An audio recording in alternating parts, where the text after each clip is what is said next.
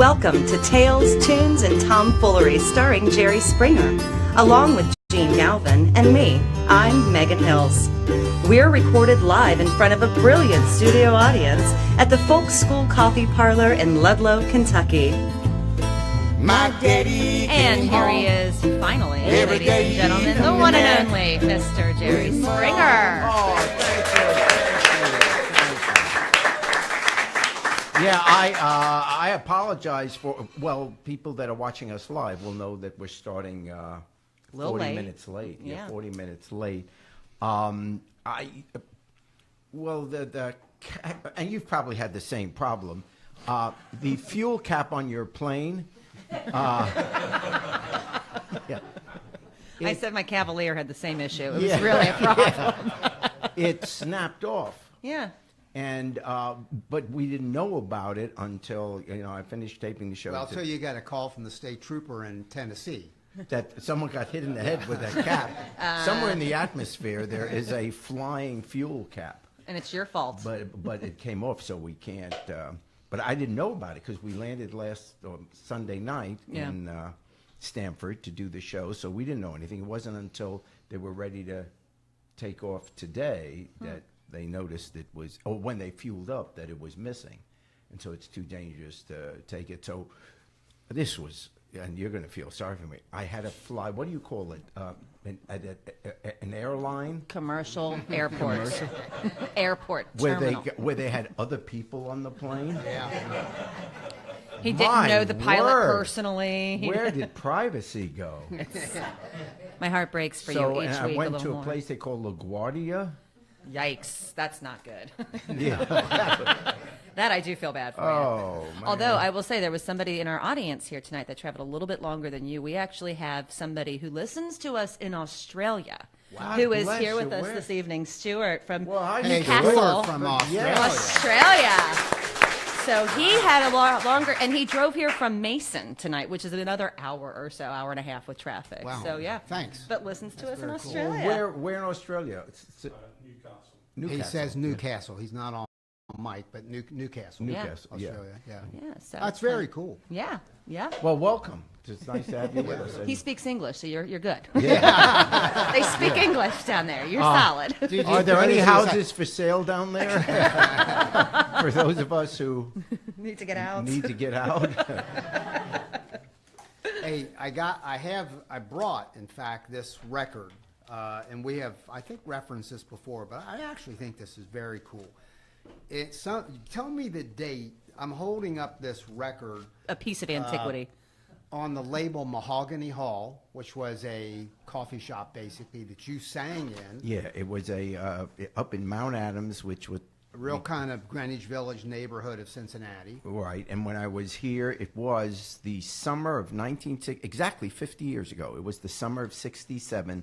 I was Okay, 1967. Yeah, that's when, and I came here to clerk with the law firm that had recruited me and would eventually, give me a job when I graduated from law school. But this was between my second and third year of law school. So I came to town. I was a student, and I didn't know anyone in Cincinnati. I'd never been here before, and I figured a great way to, meet young women was to grab a guitar and go to one of the bars Get and to a say, bar. yeah, could I play here? And there was this woman here, and this woman, Linda Pfaffman, and she could really sing, and could play the guitar. I mean, she was the talent, and so I got to sing there Sunday nights and Tuesday nights, and the place was called Mahogany Hall. So we just said we made a record, Mahogany. One Hall side record. is a 45, so those of That you tells you how far it younger was than 50 I don't years know, ago. maybe 2001 or something, or maybe 1940. A small record that has a big hole, and it had two sides. That was it. So it's not an LP long playing. can you not imagine a 78, not a 33 and a third. But It went 45. around 45 times in a minute. Sounds like it. So one side is Bloodshot Eyes. By So Linda you were and right. It Jerry. is Bloodshot Eyes. And it was interesting that it does say Linda and Jerry, so she got top billing. Well, because she could sing. Yeah. And who the The hell other was side- Jerry? Yeah. This caught my interest. Darlin Quarry. And for those of you who, this is like early folk music. Darlin Quarry is an Appalachian song about a still up a holler. And it's Wake Up, Darlin Quarry. They're going to tear the still house down. That's the song. So I, as the executive producer, and I get paid a lot of money, so I thought, I got to go to work now. So I'm trying to find. We're going to talk about that later. Yeah, we are. By the way. So, Megan, I do the best for both of us that I can. I know you do. God love you. I tell him numbers that, you know what I'm saying? No, anyway. So, I got the bat signal out for Linda Pfaffman. And it's actually, well, let me tell you real fast. I'm tracking her. We apologize, Linda. Yeah, I'm sorry, We're Linda. so sorry. You're listening, Jesus. So I called a Linda, and she pronounced it Pfaffman. I called a number, out of the computer white pages in Cincinnati. And a woman called me back, and she said, my name is Linda Pfaffman, Pfaffman, which is your memory of how the spelling of Linda's last name. And she said, great message you left, because I left a message, what I'm looking for and why. And she said, it's not me. Thank you very much. Well, who's going to... Well, that was a great story, Gene. Tell it again. Yeah, that's it. Okay, so next up. No, that's not it. So then I get online again, and I find a Linda Pfaffman, class of 1965, Colerain High School, a high school in Cincinnati, suburbs of Cincinnati. And she pronounced it Passman. I'm sure of that. Very possible. I don't remember how you spell it, but it was Passman. Okay, so she spelled that. And and the woman that I talked to was not related to this one. Actually, I knew the Colerain. I said, did you go to Colerain High School? Hey, by the way, when we say, high school, I'm not a Roy Moore. No, he was no.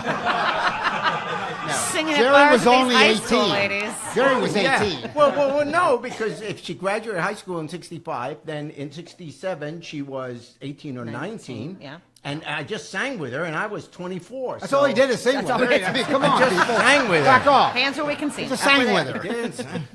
Certainly, there's a statute of limitation on singing. And I did ask her mother if she could sing with me. Okay, so I call Colerain High School. Now, imagine the story the secretaries are telling over there.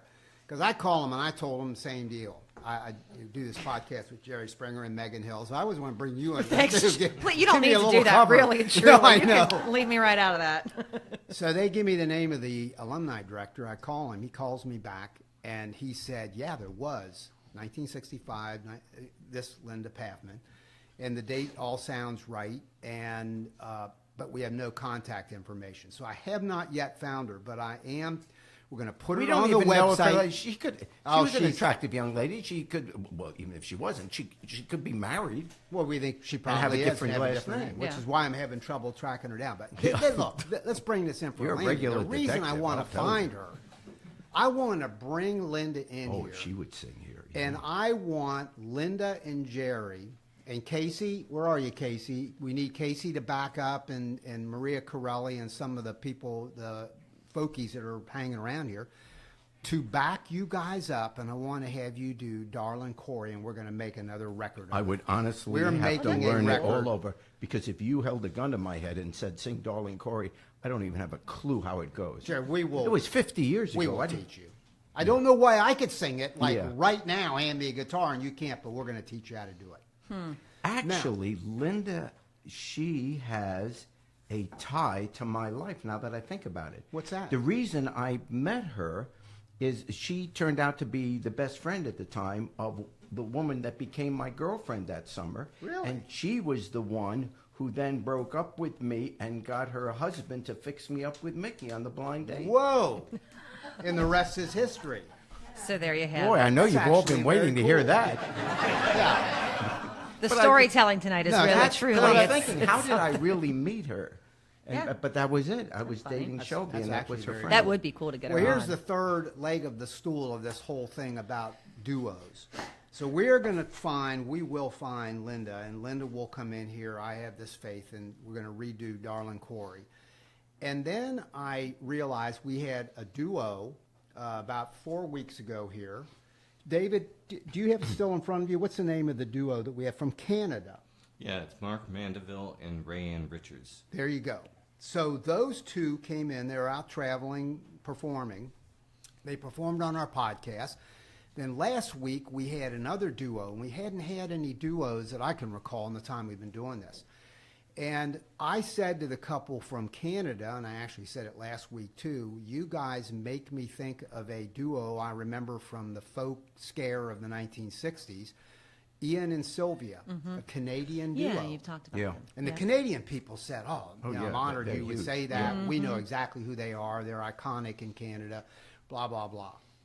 So though I wasn't able to find Linda Pfaffman, I found Sylvia Tyson of Ian and Sylvia. Yeah. And I'm in communication with her. I'm having my people talk to her people. Actually, it's me. I am my people. Yeah.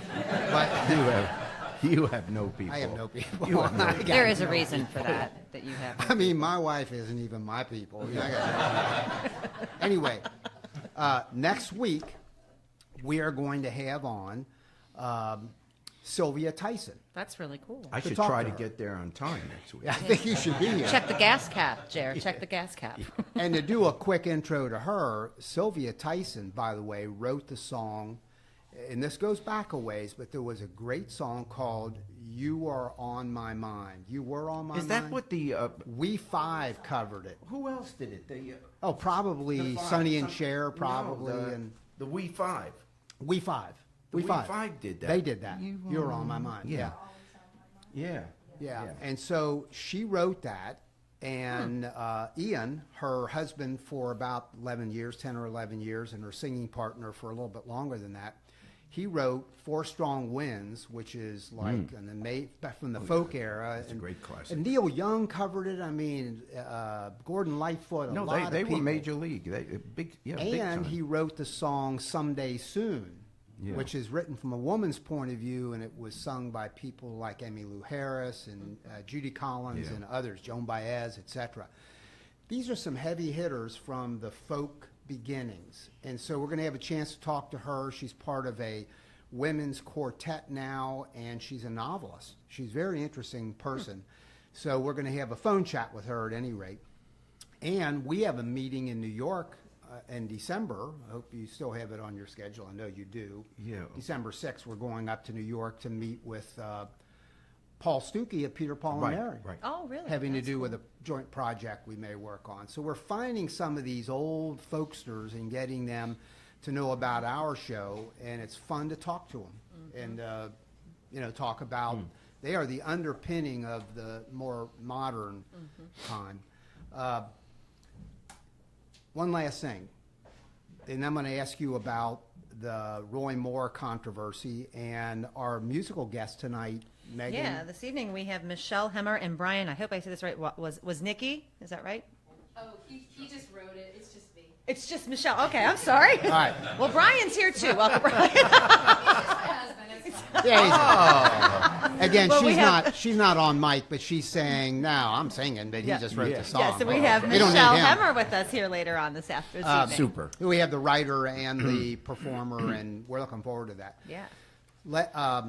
In talking about Linda and Jerry, it makes me think that I also, and I've mentioned this before, was part of a folk group, actually a couple of them, and one was while I was in college at Xavier University, and we had a group that was 4 people. We had 3 guys from Xavier University and a woman from Mount St. Joseph College, kind of a companion school in that area to Xavier University, all women's school at the time, all men's school. Xavier was all guys at the time. We formed this folk group. We worked up a set. We were pretty excited. We got, I think, pretty decent enough that we got a gig at Mount St. Joseph in front of all the students, well, the people who came to this. Do you remember mixers, Jerry? Megan, you probably, you heard of that? Yeah, we have mixers. Like a dance. Yeah. Get guys and girls from different schools to know each other. We performed, and at the end of the set, I'm going to have to admit something. We were all pretty wasted because we were all freaked out because we were scared doing this. First time in front of an audience. We were doing a lot of drinking. We had some flasks back in the day. We weren't like pounding beers. We do that in college too, but we were drinking some whiskey. And one of the guys who played a stand-up bass, I do not know why he did this, but he picked up a Morocco, is that what it's called? Maraca. Maraca. Yeah. A shaker thing. Yeah. Has a little handle on Yeah, it. maracas. Maracas. And right toward the end of Greenback Dollar, that was our closer, you know, kind of upbeat, Greenback Dollar. Kingston Trio made it famous.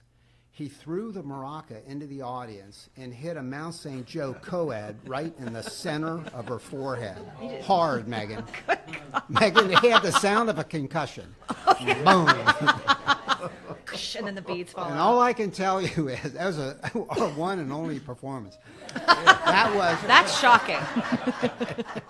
all I can tell you is the three others of us said, we got to get the freak out of here like right now. And as we were driving east from Mount St. Joe College, there was a police car with a siren on going west. Ruh-roh. And I just remember saying, why'd you do that? Do you know of any other group where they throw an instrument into the audience, attack the audience? No, but come to think of it, Linda Pfaffman had a welt. And I never knew what that was. Well, she met Jene that one time. Got a maraca in the forehead. And then, Jerry, we need to find, we had a web meeting today. We have a meeting every Tuesday with the crew of the Springer podcast, people from around the country. It's over the phone. And he doubts that there is any crew. Oh, it's like 50 people. You're on the call, David, aren't you? Oh, yeah. David's on the call. And so he'll verify this. I am trying to find all of, hell, I'll take one, of the people that when you were mayor of Cincinnati, you married them. Right. You presided over the ceremony. wedding. Yep. Right. Because I want to talk to them, Megan. I want to see where these went. to find out how hell many did took. Right. How many of these weddings took? What Yeah. the hell did that do to your life down Jerry the line? Springer signed Jerry your wedding Springer, yeah. Honestly, When you hold up the marriage license. a few years ago, at some, I'm not even here in Cincinnati. I was someplace that, you know, maybe doing The Price is Right or something, and some guy came up to me after the show and he says, "You married my parents." Oh, No kidding. Yeah. can we find that guy? I honestly, I don't even remember. And I said, "What?"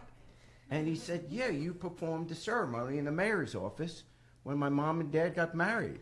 Just- And I said, "How they doing? Yeah. Yeah, I don't know. Did it take?" Yeah, we He's a gotta man talk of to many them. talents, Mr. So Springer. we're seeking Linda Pfaffman and a married person. Or hell, they're probably all divorced. I'm not saying they're still married. Well, how would you ever admit that Jerry Springer married you? Yeah. Oh, that looks awful. You don't even want to tell your children. No. That's got to be null and void by something. Something. Yeah. Anyway, if we can find one or any of those people, they're going to become web stars. Yeah. At jerryspringer.com. Right. The whole story's going to be told. Interview, Yeah. wedding pictures. Did they all take pictures when they got married? Yeah. Jerry? Yeah, were there pictures taken? Well, they had photographers. The one I really remember, I mean, more than any other, it was it was my first one, actually. I had just become mayor. And in Cincinnati, you get sworn in on December 1st. Okay. It was exactly 40 years ago this month. Wow. Or coming up December 1st. And when my first day in office, the bus drivers, the transit workers had gone on strike. Okay. Way to kick it off strong. Yeah, but I mean, maybe 2 or 3 days before. But in other words, Sure. it was a crisis. And Yeah. in Cincinnati at that time, you know, our economy was based on the earnings tax that we got from businesses downtown. So if you didn't have the buses running, the entire city economy came to a screeching halt. And this was Christmas season. So it really was a serious strike that had to be settled. So I had the union guys, the transit workers, as well as SORTA, which is the agency that runs it, in the mayor's office. And we were there all day, all night, for days, settling this thing, which we ultimately did. But the secretary, or the assistant, we call him today, came in and said, "You've got a couple outside that's going to get married. And he had all these laboring guys smoking cigars. Just the place A was romantic mess. setting. Hey, they'd slept there all night. The place stunk. And they said, "What are you doing?" I said, we'll just take a break. 10 minutes, I got to marry these people. And in comes this lovely bride wearing a wedding gown. If you're getting married by the mayor, why are you wearing with a veil? And don't you judge her. It was her wedding. That's right. and the whole family comes in, and we do the ceremony, and they're looking around. The place stinks, and then they throw rice all over the papers, the carpet. When we finally cleared them out, the union guys come in. What the hell is this? The wedding, knock it off. What that is? They got me. Yeah. See if you could Hey, actually wait. find them. Yeah. That couple. Megan, why don't you work on this? If you call City Hall. We're getting awful needy Yeah, here right. at Tales, Tunes, and Tom. Now, there's got to be the way to do this is to contact Cincinnati City Hall and find out on that date. You've got the date, don't you? You said the date. December. Well, it could have been the 2nd, the 3rd, because the negotiations. I ought to be went able on to for a get few all the days. people that were married by you. There should be some Oh, record there of should be that some at the record, clerk yeah. of court or the clerk Yeah. of council or something. Yeah, Megan. It was tough to get a minister Clearly. to confirm what I was doing, but I blessed them. Yeah, which is your name on a important. marriage certificate. How about that? Wow. Well, speaking of all this insanity, Yeah. Jerry, how about that Judge Roy Moore How about Roy Moore? running for the U.S. Senate in the state of Alabama, embroiled in a huge controversy? What's your take on it? Well, there is no dispute. Obviously, the guy's a pig. What's he doing? No, you can't justify it. So it's not, nothing I'm going to say about that is going to get people to say, "Oh, wow, that's interesting."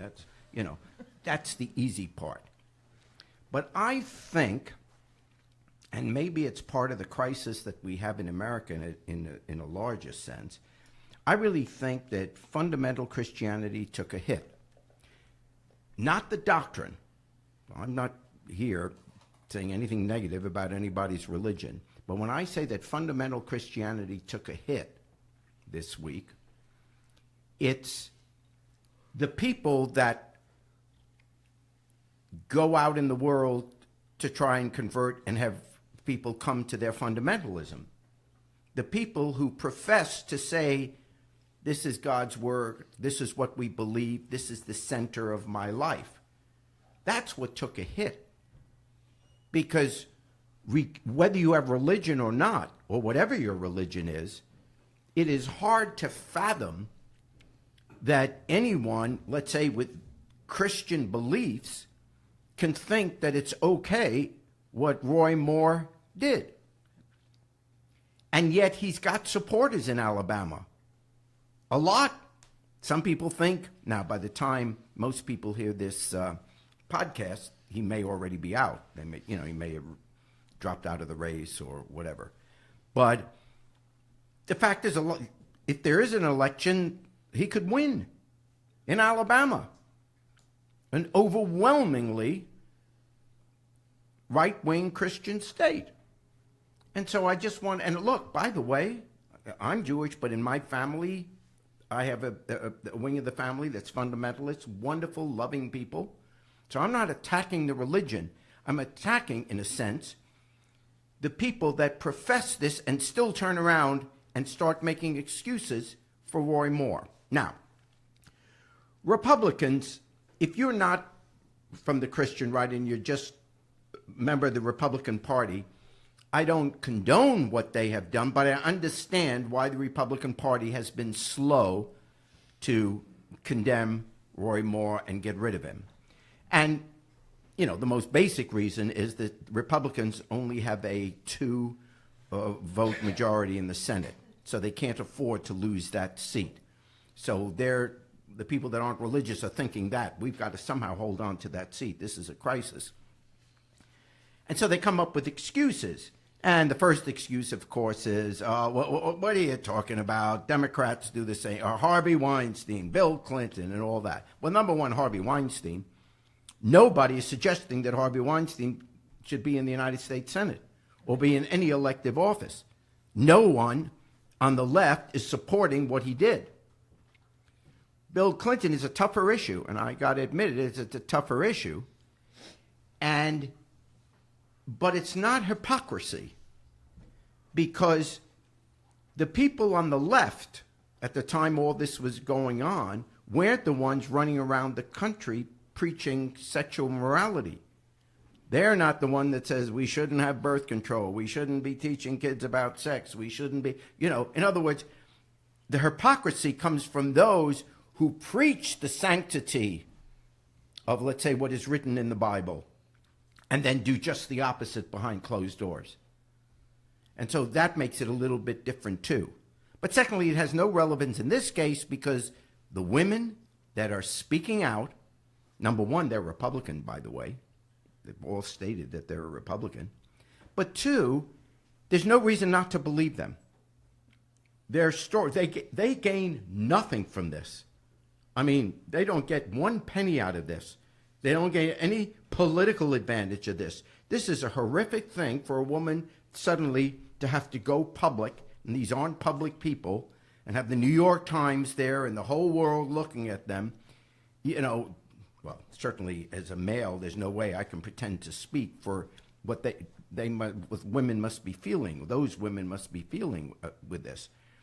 So they become believable. Now, the next thing the Republicans said, well, if true, that was the word, if this is true, oh, come on. Well, you're innocent until proven guilty. Well, in a court of law, that's true. But this isn't a court of law. He's not being charged with a crime. Now, the main reason he's not being charged with a crime is because the statute of limitations has run. The event apparently was 1977. In Alabama in 1985, they passed a law which says from now on there is no statute of limitations on sexual crimes. But that passed in 85, so it doesn't apply to what happened in 1977. So legally, Roy Moore is fine. So you don't have to worry about, we can't condemn him as being guilty without a trial. There is no trial. This is just public opinion. And this is just people making judgments on who you're going to believe. So that is no argument at all at this point. We can decide in the arena of public opinion who we want our leaders to be. And then the most amazing defense of Roy Moore is the biblical defense. When I think he was the auditor of the state of Alabama, the Republican auditor, that said, well, what about Mary and Joseph? Well, and they had Jesus, and Mary was a minor. I'm not making it up. That's his defense. So I'm thinking, now I'm saying this as a Jewish person, isn't the whole point of the virgin birth that they didn't have sex? There you go. So how does the example of Mary and Joseph condone molesting a 14-year-old? What has that... I mean, really. So when you have all these ridiculous rationales for what happened, I'm reminded, and I think it was Ted Cruz, and I apologize if it wasn't him, but it was one of the right-wing or very conservative Republican candidates for president who said, and I'm paraphrasing the quote, but he said at the time, last year or 2 years ago, he says, I believe in God, my country, and my party in that order. And the Republican crowd, he was at a convention or something, went crazy. God, my country, and the Republican Party in that order. And the saddest thing, other than what happened to these young girls, the other saddest thing about all this is they don't believe that at all. It's not God, my country, the Republican Party. It is the Republican Party first. Because I don't think you can't take that position and say you take your religion seriously. I'm not saying you need to be religious. That's your business, free country. Or choose another religion. It's all, but don't tell me you're a fundamentalist Christian that has a strong moral code when it comes to sexual behavior, when you want your beliefs put into law regarding gay marriage, sex education, all kinds of promiscuity, all these issues, abortion, those are the important things to you, and then you go ahead and condone the behavior of a Roy Moore and let him be in the U.S. Senate. Because then all you're telling me is that you don't really believe it yourself. And so therefore, why am I going to really pay attention? And then when you say countries is the next thing that is most important to you, I think one of the problems we have in America right now is that we're not taking patriotism seriously. A lot of people aren't. They consider patriotism just not taking a knee, pledging allegiance, singing God Bless America during seventh inning stretch, all of that stuff. But when it comes to the Bill of Rights and what America stands for, how dare they protest? Don't tell me you love America and then you don't want people to be able to protest. Then you don't understand what you're loving. So that's my concern right now with this thing. It just brought it to light, is that too much. We are so partisan in this country right now. And I wonder whether people have value systems anymore. I mean, some do, obviously. But many, if not most people, we just pay lip service. There's no core. Jene and I were talking on the car ride when he picked me up at the airport, the commercial airport. Jene and I were talking about this, about we could honestly say, and I'm a partisan. I love the Democrats. But it is God's truth that if the Democratic Party, and there were times, by the way, with the Southern Democrats, if the Democratic Party, for example, if we had a candidate that came out against integration, or came out against gay marriage, or came out for some kind of discrimination, not for 1 second would I think that Democratic candidate should get my vote or my support. And same with Jene, not for a second. It's not even close. There are just some things in your basic core that you don't compromise on. A political party is a tool, a political tool to be used to get through a value system that you have, to do good things. And if the tool isn't working, screw it, you get another tool. The Republican Party right now, we look the other way, we make excuses for when they look the other way with Trump. And now they do it again with Roy Moore. I know some are coming around. But boy, what is the label of this Republican Party? They are not the Republican Party of values anymore. You cannot say that. I'm not saying you individually, if you're a Republican, don't have values. But if you're supporting that party doesn't stand for family values. It doesn't stand for what American patriotism means. It just pays lip service. And that is the crisis in America. Where is our character? Where do we say, this isn't even arguable? Roy Moore, are you kidding me? Of course he shouldn't be in office. Why can't we all just say that from the moment we hear about it? Yep.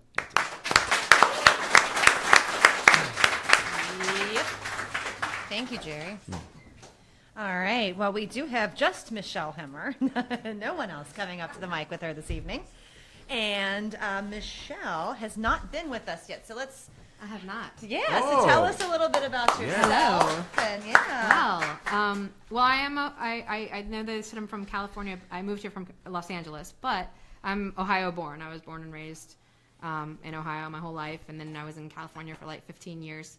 And so we're just back, and I've never lived in Cincinnati, so this is a first for me. Oh, yeah. But you had a band on your show in October called the Newbies. Yeah. And they are the reason I am here, because we are in a band together called the Duo Jets. Yes. No kidding. And they're my best friends from college, and we've been talking about it for years and years and years, and finally I was like, yeah, we're just going to do this. I'm just going to move, and we're going to make this happen. So, Is that Ohio University? Ohio University. Yeah. Very Yes. cool. In Athens? Yes, Oh, in Athens. yeah. So, Very, very beautiful. cool. yeah, I met them there, and the rest is history. So yeah, I'm here now, and I love Cincinnati. It's such a cool town, and Well, we're happy to Really have is. you. thank you. Very Happy to be cool. here.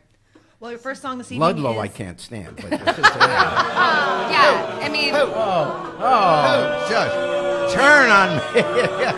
Wow. yeah, I mean, if only it could be a little bit more I charming. guess no one's driving here. Everyone must be walking here. Wow. No wonder there's parking. I know, right?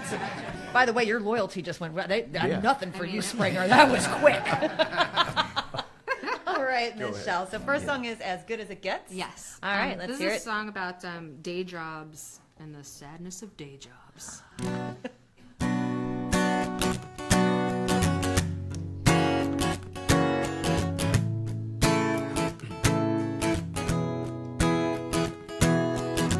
Don't know if it's night or day. These gray walls, it's all the same. Could be sunshine, it could be rain.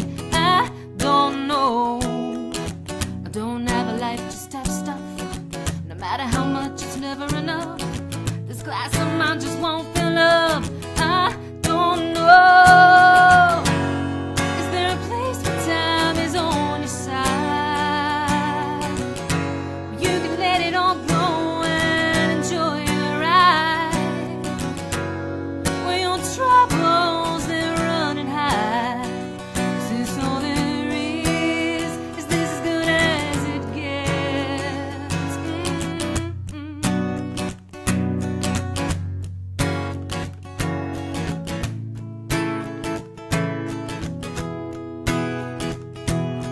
Can't breathe out if you don't breathe in. You won't get ahead if you don't begin. You gotta play hand if you wanna win. This I know. I should've listened to the voice in my head. I try to pay attention, but the sound goes dead. Guess I live this life instead. This I know. Is there a place where time is on your side? You can let it all go and enjoy the ride. When your troubles, they're running high. Is this all there is? Is this as good as it gets?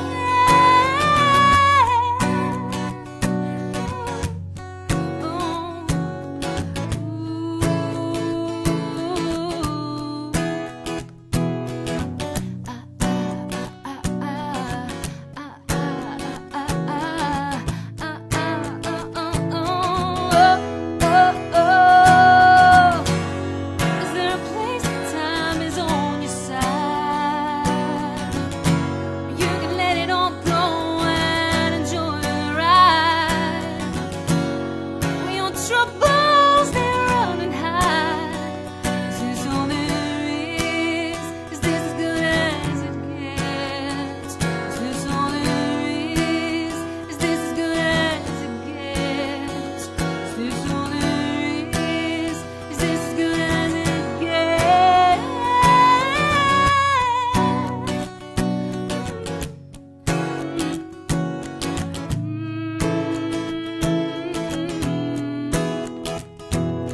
Can't breathe out if you don't breathe in. Woo.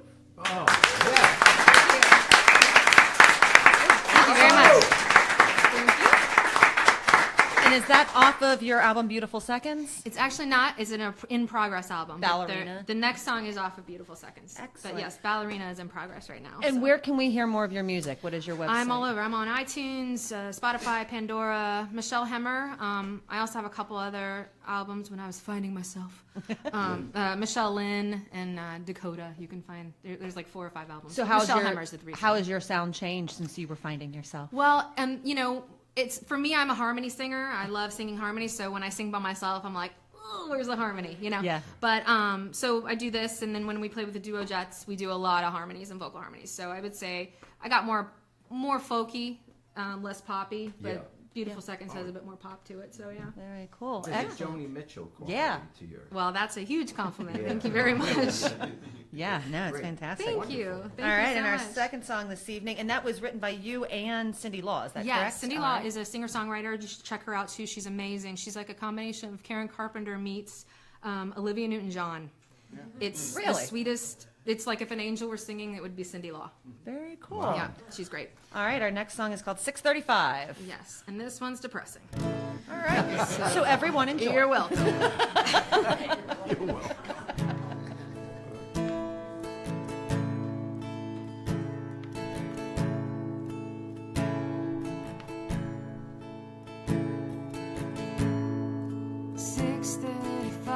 In the morning, the bed is still warm in the spot where you lay.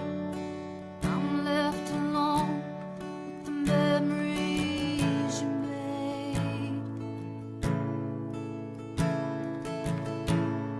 The smell of your hair on my pillow, the taste of your lips in the air. I reach out to touch you, you're not there. I'm pacing around this empty house, searching for something to cling to, so I won't fall down.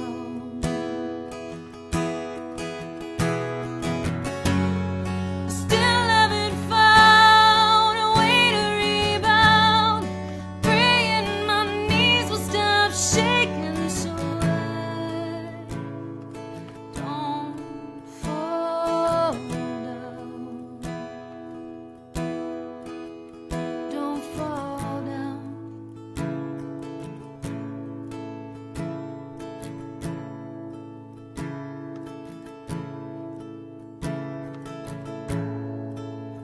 "6:35 in the evening. Talk about what went on with my day. Your seat is empty. I wish you could say anything. Pictures of you in your blue jeans. Pictures of us in the Tennessee sun. Pictures of all we have become.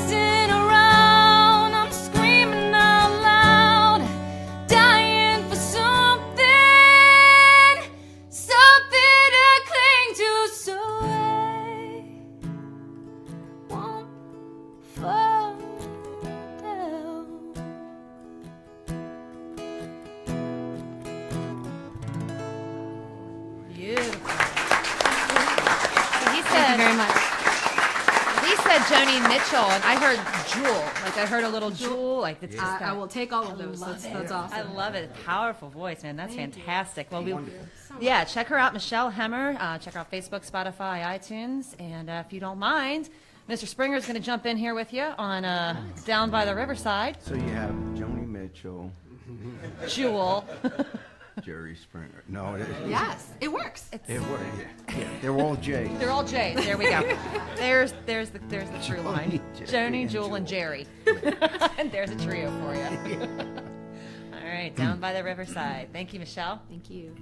Gonna lay down my heavy load down by the riverside, down by the riverside, down by the riverside. I'm gonna lay down my heavy load down by the riverside. I'm gonna study, whoa, no more.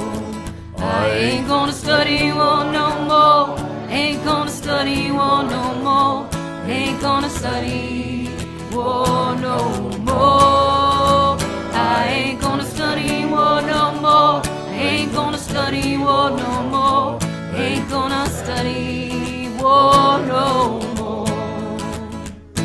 Gonna lay down my sword and shield down by the riverside, down by the riverside. That's it. Down by the riverside. I'm gonna lay down my sword and shield down by the riverside, down by the riverside. I ain't gonna study war no more. I ain't gonna study war no more. Ain't gonna study war no more. I ain't gonna study war no more. I ain't gonna study war no more. Ain't gonna study war no more. Y'all come back now, you hear? Oh, man. Thank you guys so much. You I'll are play it one more time, excellent. Michelle Hammer. What do you think? Welcome to Heard Cincinnati by buying a CD, won't you? We're back here next week. We are just doing one episode next week, correct? Because we're then back the following week, so we don't have to double up. Right, tomorrow we're not, I mean, next Or week we're not just doing doing double. one. Okay, so we're back next Tuesday. We've got JT Hathaway as our musical guest. We'll see you Tuesday, 7:30, all right? Jerry, 7:30. 7:30. Tell your people. Thank you, everybody, for coming. Thank you. Thanks for Yeah, sticking and around. sticking around. Thank you. Yes.